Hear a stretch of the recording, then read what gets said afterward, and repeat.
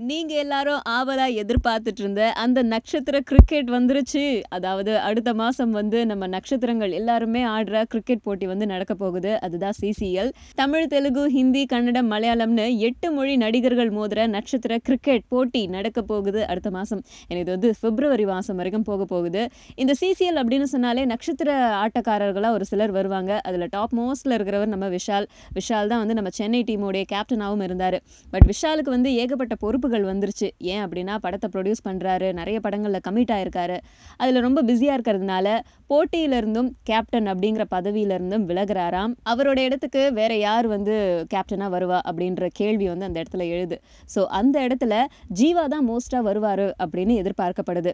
ஏன் அப்படின்னா அந்த இடத்துல ஜீவா, விஷ்ணு, விக்ராந்த் இவங்களுடைய பேர்லாம் அடிபட்டுச்சு. ஆனா நட்சத்திர அந்தஸ்துல ஜீவா தான் முன்னிலையில இருக்காரு அப்படிங்கறதால ஜீவா தான் கேப்டனா பதவி வகிப்பாரு அப்படின்னு தெரிய வந்திருக்கு. அண்ட் அது மட்டும் இல்லாம இந்த தடவையும் வந்து தமிழ் நடிகர்களுடைய அணியில ஆர்யா, ஜிதன் ரமேஷ், பரத், சாந்தனு இவங்களும் வந்து முன்னணி ஆட்டக்காரங்களா ஆட போறாங்க. இன்னொரு சின்ன ஹாப்பி நியூஸ் என்ன அப்படின்னா சிம்புவும் இந்த தடவை ஆட்டத்துல களத்துல இறங்க போறாரு.